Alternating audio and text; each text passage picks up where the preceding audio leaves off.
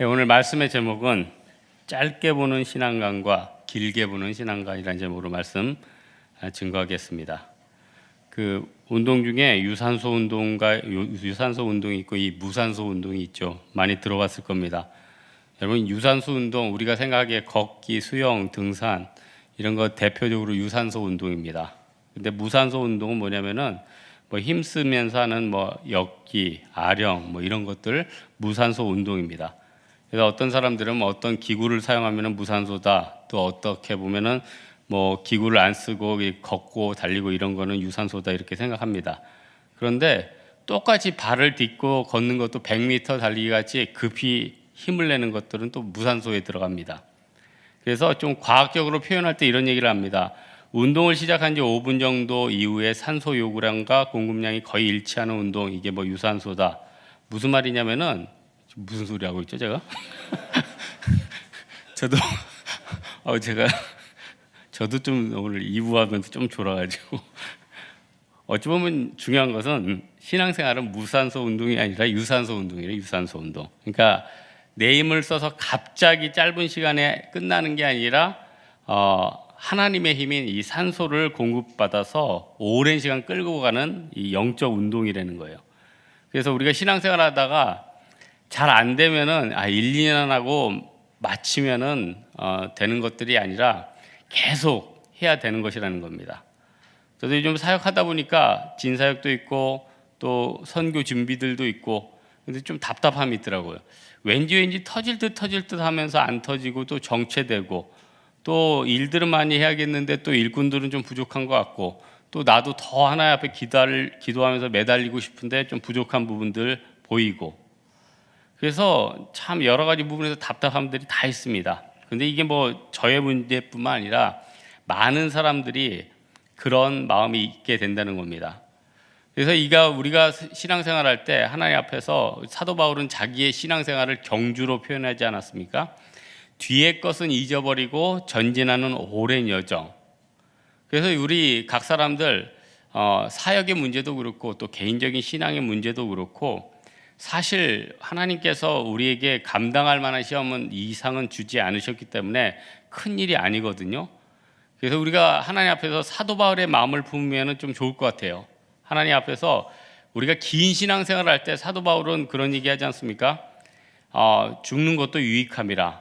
그러니까 사도 바울은 웬만한 것은 가지고는 크게 고민하지 않았던 것 같습니다. 오늘 본문 앞에 보면은 에바브로디도가 죽게 되었을 때 25절, 26절, 27절 이런 데 보면은 사도 바울이 고민을 했거든요. 그렇게 따지면 우리가 세상 살면서 신앙생활 하거나 사역의 열매를 거두거나 1년 하고 말 것입니까? 5년, 10년, 20년 오랜 신앙생활 동안 할 것이기 때문에 당장 죽는 일 아니면 우리가 고민하지 않고 쭉 하는 게 중요하다는 겁니다.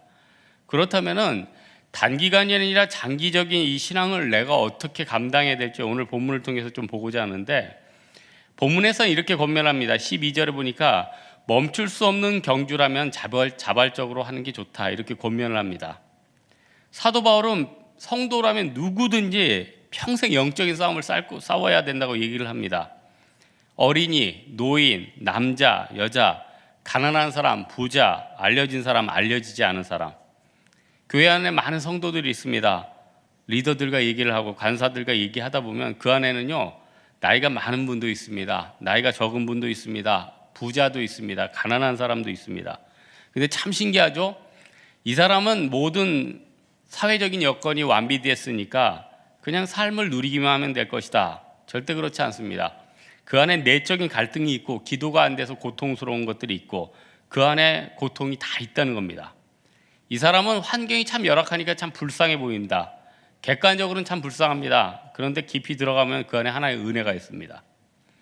그렇게 봤을 때 하나님 앞에서 세상은 싸우기 싫다고 안 싸우는 것이 아니라 어쩔 수 없이 싸워야 되는 게 인생이고 또 내가 아무리 가진 게 없을지라도 하나님의 은혜가 있으면은 능히 모든 것들을 이긴다. 이걸 우리는 깨달을 수밖에 없다는 겁니다. 서양사를 우리 한번 돌아보면은 우리나라도 마찬가지입니다. 우리나라가 사실 그동안 얼마나 많이 지배를 받았습니까? 지배를 받았는데 또 완전히 침략당하진 않았죠? 그렇다면은 우리나라를 다른 나라, 예를 들면 미국이나 뭐 지금 러시아 이런 강대국들, 지금 요즘 중국이 뜬다고 하는데 그런 나라들 보기에 야, 한국은 저기 맨날 침략당하고 어렵겠다, 자원도 별로서 힘들겠다. 그런데 여러분, 과연 우리가 그렇게 고통스럽고 어렵습니까? 오히려요, 중국 사람들 한국 보러 오겠다고 하고 러시아, 미국 많은 나라들이 어떻게 보면은 작지만은 어떤 부분에서는 또 배우려고 하고 또 옛날에 비해서 많은 좋은 평가를 받게 된다는 겁니다. 그렇게 또 잘 나갔던 뭐 미국, 러시아 2차 세계대전 때 보면은 그 사람들 원래 2차 대전 안 하려고 했거든요. 근데 미국이든 러시아든지 어떻게 주변 상황이 이렇게 가다 보니까 자기들이 원치 않았던 2차 세계대전까지 들어가게 됐다는 겁니다. 세상이 다 이렇다는 겁니다. 어떤 사람은 굉장히 강해 보입니다. 문제 없어 보입니다. 그런데 어쩔 수 없는 싸움에 들어가게 됩니다. 어떤 사람은 아무것도 가진 것 없습니다. 세상 사람 보기에 불쌍해 보입니다. 하지만 하나님의 은혜가 있다는 겁니다. 그렇다면은 내가 빈궁에 처했든지 부유에 처했든지 중요한 것이 무엇입니까? 이왕 들어갈 싸움이라면은 자발적으로 하라, 이것입니다. 그래서 사도 바울은 그렇게 힘든 전도 여행 가운데 1차, 2차, 3차 전도 여행이 있었는데 그때 그를 움직일 수 있는 비결이 무엇입니까? 자발성 아닙니까? 사도 바울은 어려울 때도 자발적으로 갔고 또 쉬울 때도 기쁨으로 다른 것들을 돌아보지 않고 앞으로 나아갔다는 겁니다. 우리가 하는 세상의 많은 것들도요, 결국은요, 뭐가 부족해서 이렇게 여러 가지 제도를 고안합니까? 다 자발성이 부족한 거 아니에요? 여러분 생각해 보십시오. 사장님이라 그러면은 뭐 연봉제든 호봉제든 그게 무슨 상관이 있어요? 여러분, 왜 대부분 기업들이 연봉제를 씁니까? 원래 호봉제가 사실 그 직급도 인정해주고 관계 개선이나 여러 가지 또 어떤 조직에서 위기에 처하면은 그 앞에 쓴 사람들이 책임감을 가지고 대처를 하잖아요. 그런데 대부분 사람들은 자기 이익 중심으로 가기 때문에 그 연봉제를 해야지 사람들이 움직여지는 것 아닙니까? 그런데 이 기업이 내 거다 그렇게 생각하는 사장님들은 연봉이든 호봉이든 상관없죠. 그 회사가 나고 회사이기 때문에. 우리 신앙생활이나 사역도 마찬가지입니다. 내가 교회 안에서 어떤 대우를 받고 어떤 평가를 받느냐, 이거 생각하면 굉장히 지치죠. 아마 그런 의식에 연연한다면은 목사부터 그냥 병날 겁니다. 또 이 안에 있는 많은 사람들도 마찬가지예요. 남들 눈 의식하다 보면은 끝도 없죠. 왜냐하면은 수천 개의 눈이 나를 바라보고 또 내가 잘했으면은 나름대로 조금 잘해주다가 또 내가 못하면 또 정죄의 눈빛을 보내다가, 그러니까 도대체 신앙생활하는 게 오히려 교회가 천국이 아니라 어떻게 보면 지옥이 될 수도 있게 된다는 것입니다. 그래서 성도들의 신앙생활 가운데 어쩔 수 없이 가야 되는 싸움이고 어쩔 수 없는 봉사라면은 중요한 게 무엇입니까? 자발적으로 감당하게 우리가 오늘 본문의 말씀을 통해서 배워야 한다는 겁니다. 그래서 본문 12절에 보니까 내가 이미 얻었다 함도 아니요 온전히 이루었다 함도 아니라 오직 내가 그리스도 예수께 잡힌 바 된 그것을 잡으려고 쫓아가노라. 그러니까 현실을 부정할 필요도 없고 또 힘들어서 포기할 필요도 없습니다. 하나님으로부터 우리는 한번 던져졌습니다. 어떻게 하겠습니까? 피할 수 없는 싸움이라면 싸우고 또 이 싸움을 이겨내는 것이 나의 삶의 모든 것들을 가장 아름답게 만드는 비결이다, 깨달아야 된다는 겁니다. 그럴 때 긴 신앙생활 가운데 승리할 수 있게 된다는 겁니다. 또 하나, 오늘 본문 13절에 보니까 우리가 짧은 신앙생활이 아니라 긴 신앙생활 또 믿음의 경주를 승리하기 위해서 13절에 이렇게 얘기를 합니다. 뒤에 있는 것을 잊어버리라고 얘기합니다. 여러분, 뒤에 있는 것을 잊어버리라 무엇을 뜻합니까? 내가 잘했다면 그 잘했던 것들을 돌아간 수레바퀴를 묵상하면서 옛날엔 잘했지, 이게 아니라 나는 다시 초심으로 돌아오고 또 옛날에 못했으면 그것 때문에 계속 연연해가지고 난 아무것도 아니야, 앞으로도 역시 못할 거야, 이렇게 열등감 속에 있는 것들이 아니라 모든 것들은 뒤에 잊어버리고 다시 한번 새로운 마음을 가지고 그리스도 안에서 새롭게 뛰는 것이 바로 이런 자세라는 겁니다. 이 중에는 많은 사람들이 자아의식이 깨진 사람들이 있습니다. 옛날에 했으니까 안 된다. 또 옛날에 조금 잘했던 사람들은 옛날엔 왕년엔 좀 잘했는데. 그런데요, 전도서 보면 참 많이 나와 있지만은 세상의 모든 것들이 사이클이 있어요. 제품도 그렇습니다. 생성기, 성장기, 완숙기, 쇠퇴기. 옛날에 우리 어린이들 뭐 좋아하는 로봇들 지금 좋아합니까? 제가 우리 김성태 강사님한테 김성태 강사님이 옛날에 무슨 또 뭐 좋아했던데 요즘 뭘 좋아합니까? 그것도 왠지 가서 파워레인저에서 파생된 캡틴 보스, 정글 보스, 다이나 보스 뭐 굉장히 복잡해요. 장난감들도 흐름이 있고 아이들도 이미 지나갔던 것들은 돌아보지 않고 재미를 못 느끼게 된다는 겁니다. 저도 예전에 책을 몇 권 써서 아는 편집장들을 몇 분 만나는데 그분들이 이런 얘기를 하는 말을 들었어요. 큰 베스트셀러를 낸 출판사는 반드시 망한다. 적당한 베스트셀러가 아니라 큰 베스트셀러를 낸 출판사는 망한다. 왜 그렇습니까? 큰 베스트셀러가 나면요 장사가 잘 돼요. 뭐 어느 출판사랑은 얘기하지 않겠는데 옛날에 무슨 야베스이기도 그런 책 나온 그 출판사 같은 경우는 아니 그 회사 얘기하는 게 아닙니다. 그 회사 같은 경우는 뭐 그 책이 나오고 그 출판사도 뭐 빌딩을 지었다고 하죠. 하지만은 대부분 세상에서 큰 베스트셀러가 나오는 그런 출판사는 장사가 잘 되니까 어떻게 됩니까? 돈이 들어오니까 더 큰 사무실을 임대합니다. 직원들을 추가로 뽑습니다. 그러다 보니 규모가 커져요. 당신은 좋아요. 그런데 베스트셀러가 늘 나옵니까? 안 나오잖아요. 그러다 보면은 이미 뽑아놨던 직원들 월급도 줘야 되고 또 책이 안 팔리니까 이게 망하게 되는 그런 코스가 된다는 겁니다. 그러니까요 오히려 잘 나가는 곳일수록 미래를 생각해야 돼요. 이게 조금 뛰다가 끝나는 것이 아니다. 더 검소하고 더 생각하고 더 허리띠 졸라매고 나아가야 된다는 겁니다. 저는 이 홍대 근처에 어디 굉장히 음식 굉장히 잘 팔린다는 곳을 본 적이 있었습니다. 야, 이 주인은 나중에 무슨 빌딩 짓겠다. 사람들이 너무너무 많습니다. 근데 참 묘하죠? 모든 그런 가게들 1년 지나고 6개월 지나면 계속 잘 되는 거 절대로 아닙니다. 우리나라에서 손꼽히는 몇 개 음식점들이나 대를 이어가지고 어떻게 보면 큰 활성기를 가져오지 일반 6개월, 1년 또 2년 지나면 다 원점으로 돌아가든지 더 어렵든지 까먹고 있게 된다는 겁니다. 우리는 틀립니까?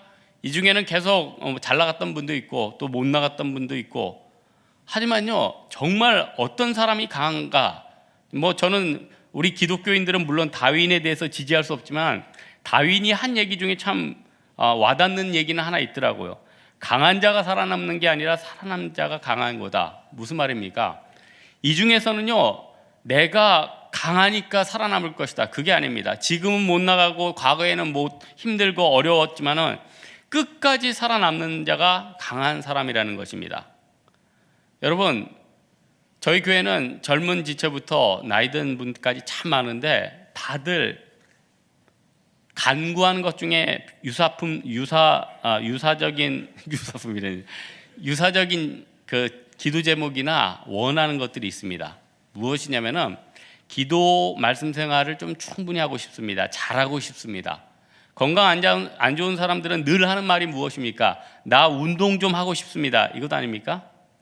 참 공통적인 거예요. 왜냐하면 그게 너무나도 중요하니까. 저도 과거에는 이것저것 건드려보고 하고 노력하고 성취하고 자격증도 따고 여러 가지 노력을 해봤는데 결국 시간 지나면 제일 남는 건요 말씀과 기도더라고요. 현세와 내세의 약속이 있는 것.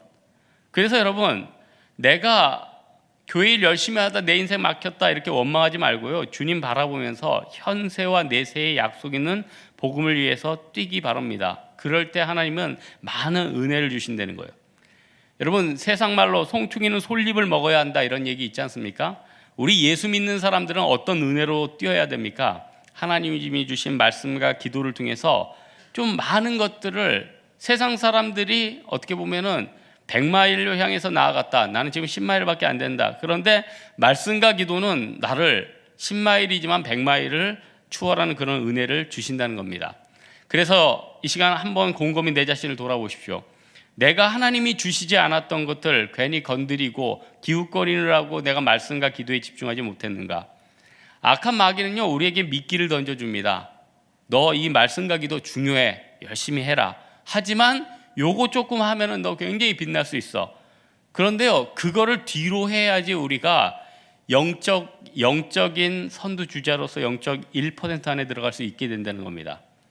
저는 과거 굉장히 그 연기 잘했던 그 연기자를 아는데 얼마 전에 뭐 어떤 기사 나왔더라고요. 이 연기자가 얼마 전에 개인 그 그림전을 열었대요. 이런 생각을 했습니다. 이분이 10년 동안 연기 생활을 끊고 그걸 안 하고 그냥 연기를 해서 자기 나이대에 맞게 성숙했다면은 많은 사람들이 그 연기를 보고 감동을 받고 좋은 후학을 얻었을 텐데, 이미 그 사람은 1% 안에 들었는데 그 1% 안에 들어간 것을 감사하지 않고 다른 데 기웃거려서 그 그림을 누가 사겠습니까? 너무 심한가요? 저는 그런 생각을 했어요. 저 그림을 누가 살까? 세워줘야 되는데 계속 왜 이시는 얘기를. 그 그림을 누가 사겠습니까? 많은 사람들이 저 사람의 가치는 연기다 이런 생각을 하지 않겠습니까? 그렇게 보면요, 우리가 죽어서 천국에 가면은 하나님이 너 예수 믿고 물론 천국에 가니까 얼마나 큰 복입니까? 그렇지만 하나님께서 네가 살아있었을 때 네가 조금 더 전도하고 말씀과 기도로 많은 사람을 세워줬으면은 얼마나 내세와 현세에 그런 많은 영적인 복을 줬을까? 그것 때문에 안타까워하지 않았겠습니까? 그래서 우리는 생각해야 될 것이 있습니다. 과거는 과거일 뿐입니다. 잘했으면은 잘한 대로 그걸 감사함으로 접어야 되고, 못했으면 못한 걸로 접어야 되고, 오직 우리에게는 뒤의 것을 잊어버리고 하나님이 주신 말씀과 기도를 바탕으로 한 영적인 사역과 내가 하나님이 주신 은혜들, 사실 우리가 하나님께 받은 그 복과 축복과 은혜가 얼마나 많습니까? 오히려 진짜 그 은혜 갚는다는 마음으로 뛰면은요, 오히려 교만하지 않을 수 있고 또 열등감에서 벗어날 수 있고 짧지 않고 긴 인생 가운데 능히 감당할 수 있게 된다는 겁니다. 그럼 마지막으로 한 가지만 더 살펴볼 것은, 그러면은 우리가 달려가야 되는데 어떤 태도로 달려가야 되느냐입니다. 14절에 있습니다. 표대를 바로 세우고 달려가야 된다. 리고레 목사님이 쓴 유명한 책이 있죠. 목적이 이끄는 삶. 그 책 많은 성도들에게 읽혀졌습니다. 1000만 권이 넘게 읽혀졌죠. 그런데 목적이 이끄는 삶, 그 말의 뜻대로 그 내용도 무엇입니까? 성도에게 어떤 목적이 주어지면은 하나님께서 그 성도에게 삶의 궁극적인 목적에 따라서 그 성도가 그 목적을 따라서 움직일 때 풍성한 열매를 걷게 된다.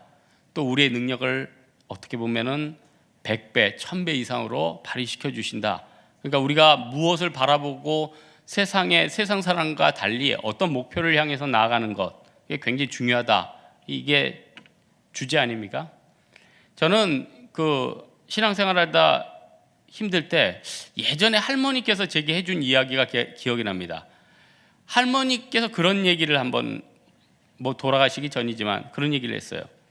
과거에는 자녀들이 많잖아요. 대부분 저희 아버님 쪽도 8, 9, 어머님 쪽도 8, 9, 그러니까 거의 10명 가까이 되는 대가족들이죠.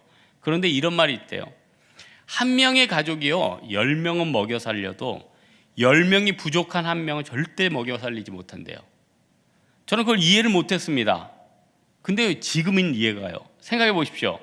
할머니 말씀은 뭐냐면은 과거에 경제적으로 어려웠을 때 한 명이 잘 나가면요, 이 가족을 10명 살려야겠다, 그런 투철한 목적 의식이 생기죠. 그러니까 어떻게든 움직여가지고 다른 생명들을 살려내요.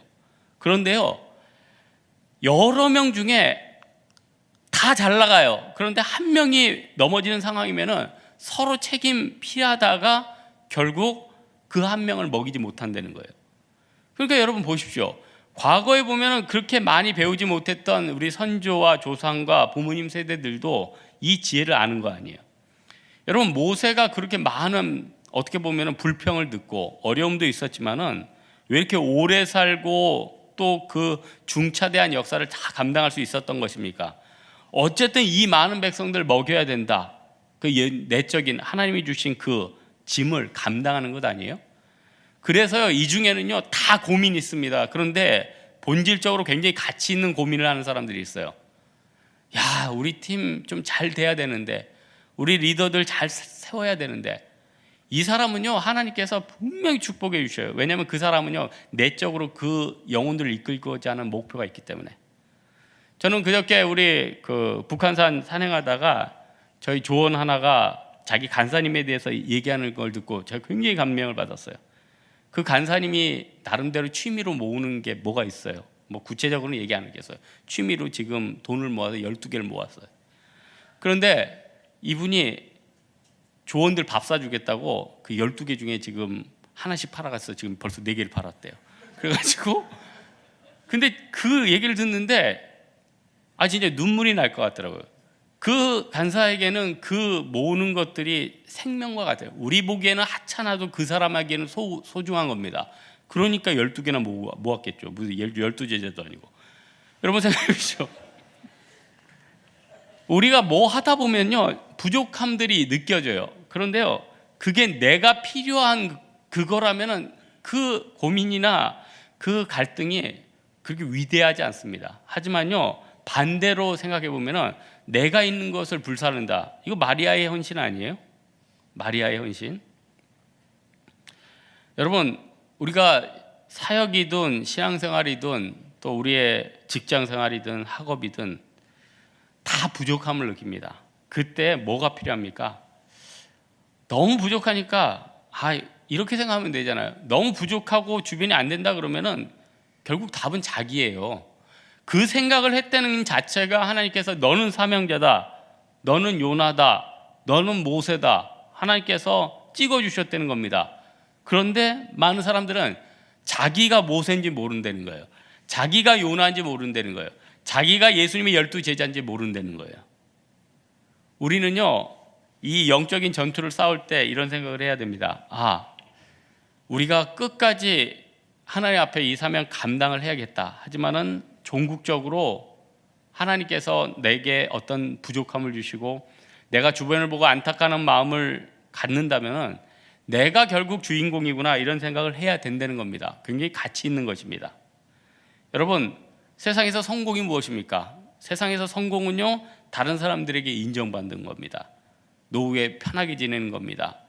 내가 가면 사람들이 내 말을 귀를 기울이고 나한테 영향을 받는 겁니다. 그게 성공입니다.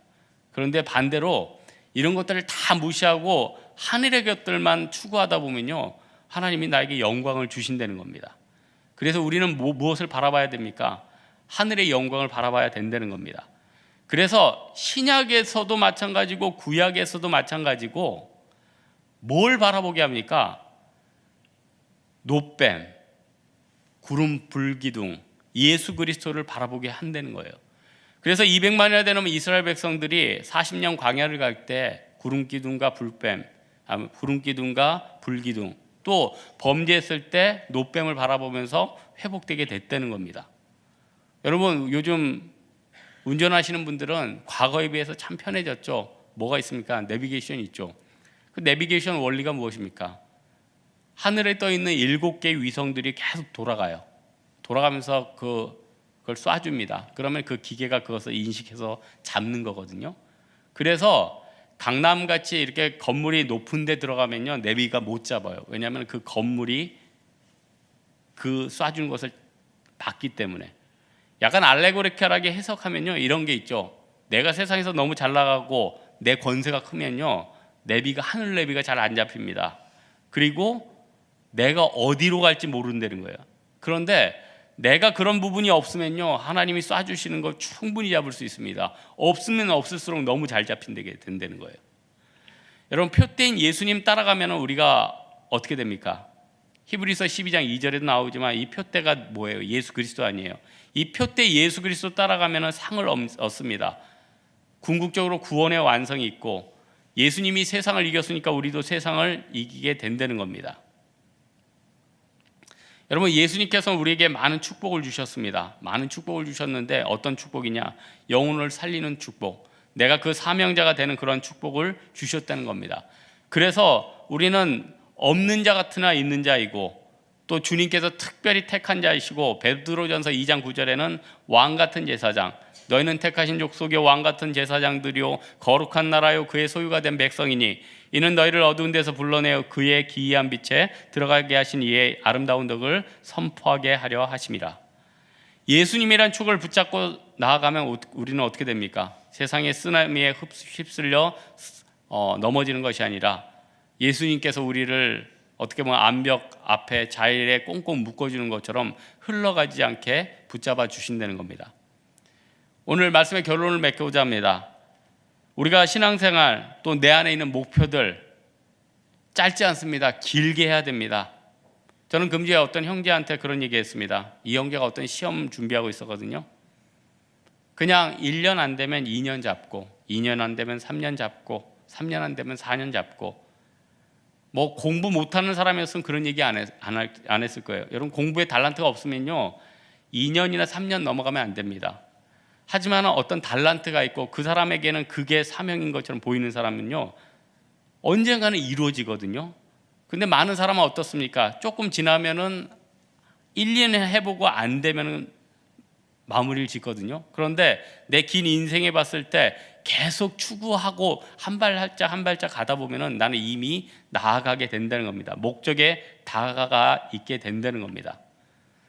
여러분 성도들 맡은 사명들이 있고 또 교회, 인간관계 이거 다 우연이라고 생각하십니까? 절대 우연 아닙니다. 사명입니다. 하나님께서 우리에게 가게 허락하신 길이라는 것입니다. 빌립보서 1장 6절에 있죠. 너희 안에 착한 일을 시작하신 이가 그리스도 예수의 날까지 이루실 줄을 우리가 확신하노라. 우리 성경 다음에 많이 읽혔다는 철로 역정에도 보면은 크리스찬이 많은 환난과 유혹과 어려움들 겪잖아요. 하지만 세상이 나를 속이고 고난과 구덩이를 파도 끝까지 언젠가는 이루겠지 하면서 쓰러지지 않고 계속 가니까 종국적인 구원과 승리의 은혜가 있지 않습니까? 그러므로 우리 2014년도를 보내고 있는데 벌써 익숙해지기도 전에 벌써 한 해가 끝나가고 있습니다. 어떻게 되겠습니까? 하나님 짧지 않은 이 긴 신앙의 인생의 여정 가운데 믿음 가지고 또 예수님의 표대 가지고 오래오래 길게 가는 우리들 되기를 주님의 이름으로 축원합니다. 기도하겠습니다.